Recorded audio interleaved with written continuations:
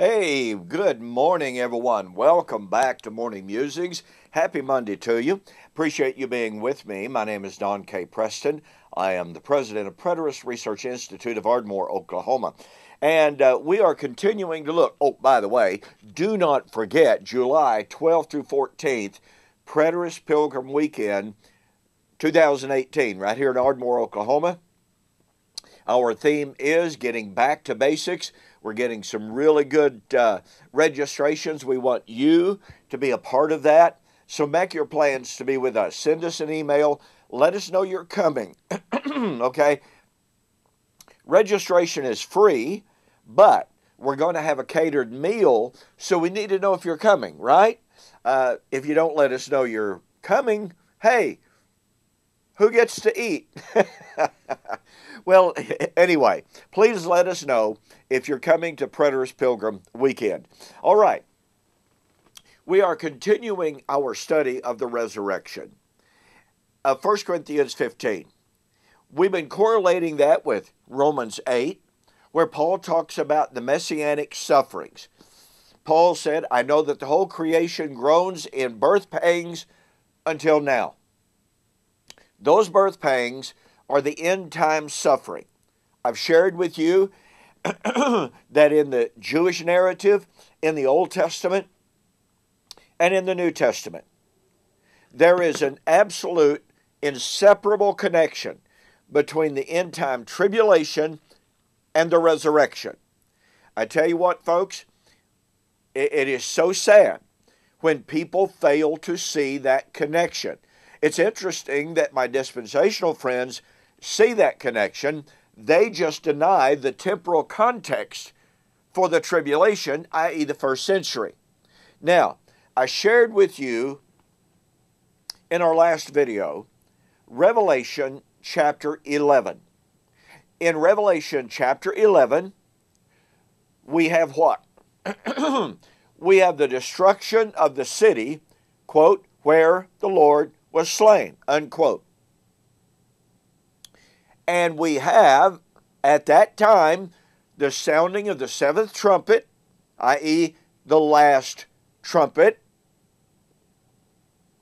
for the resurrection. And thus, judgment on Jerusalem, resurrection are inseparably connected together.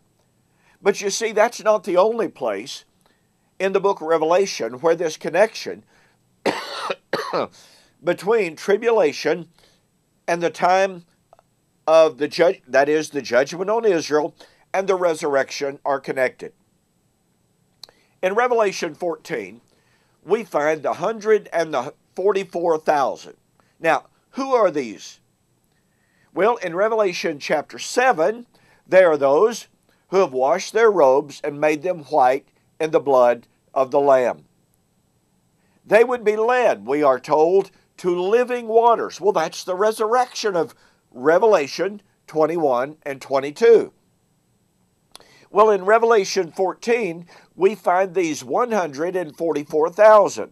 They are identified for us as those who were the first fruit of those redeemed to God from among man. Oh, wait a minute.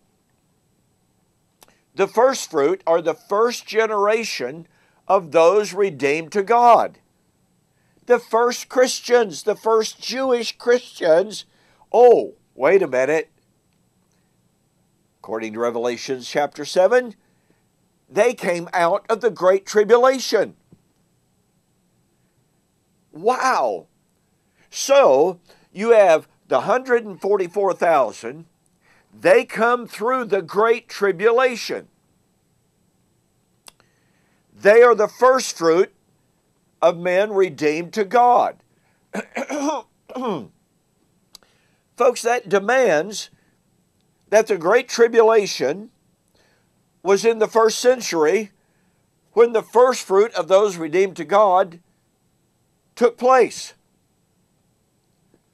There's no escaping that. It is undeniable. Now watch what happens in Revelation chapter 14. In Revelation 14, John sees the 144,000 standing on Mount Zion. And he hears and he sees a great angel flying through the midst of heaven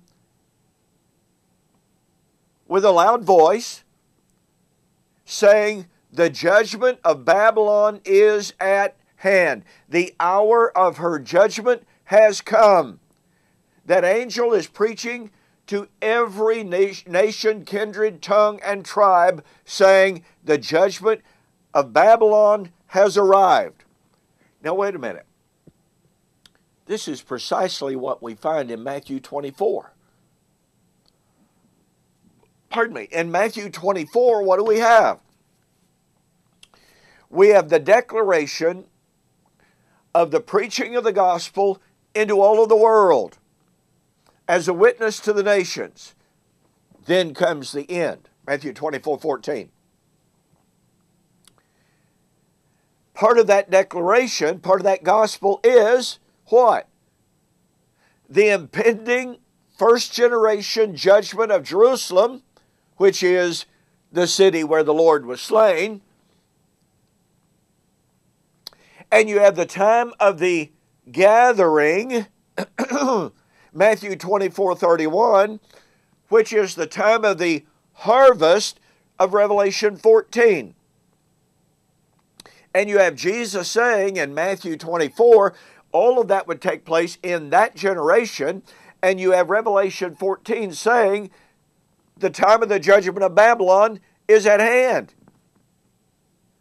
What we have then is an absolutely perfect parallel between the Olivet Discourse and the prediction of the preaching of the gospel into all of the world, the time of the Great Tribulation, Matthew 24:21, the time of the gathering, Matthew 24:31, which is the time of the harvest, and it would happen in that generation. In Revelation 14, you have the 144,000. Oh, by the way, in Matthew 24, that first century preaching of the gospel would result in the first fruit. It did result in the first fruit because James 1:18 says, of his own will begat he us by the word of God that we should be a kind of first fruits. Who is he writing to? Oh, the 12 tribes of Israel. James 1. Who are the 144,000? They are remnant of the 12 tribes of Israel. Folks, I'm telling you, this is beautiful symmetry, beautiful harmony, beautiful unity. So when we see in Matthew 24, the preaching of the gospel to produce the first fruits in that generation, the prediction of the tribulation, the prediction of the abomination of desolation, and the great tribulation, and the prediction of the coming of the Lord for the gathering, and we compare that with Revelation 14, we have the 144,000 who are the first fruits, and the voice declares the preaching of the gospel into all of the world. And what comes next? What's the warning? The warning of the judgment of Babylon, the city where the Lord was slain. Oh, and by the way, the time of the harvest. And the harvest is the resurrection. So we see this unbreakable connection between the 144,000, the tribulation, the judgment on Jerusalem, and the harvest. Honestly, I don't know how we'd go about breaking these connections. And all of this means that the resurrection of Romans 8, which was written about that time of suffering and tribulation. This means the resurrection of 1 Corinthians 15, which was written at the time of the suffering, the persecution of the church, which would, of course, lead to the Great Tribulation. And Jesus in Matthew 24 said it would all take place in that generation. Listen, you need to get a copy of my book, Who is This Babylon?, in which I discuss the abomination of desolation, and the great tribulation, and the judgment on Babylon, and the harvest. And then, if you order this book, go to my website, donkpreston.com, BibleProphecy.com, order Who Is This Babylon, and send me a note saying that you saw the offer on YouTube or Facebook. I will give you, free of charge, a copy of my book, Blast from the Past, The Truth About Armageddon. This discusses in depth the Great Tribulation and the Battle of the Armageddon. Basically the same thing, okay? Well, thank you so much for joining me for this morning's Morning Musings. In the morning, we're going to talk more about this harvest, because you got tribulation followed by harvest, which is resurrection. So we'll see you on the flip side.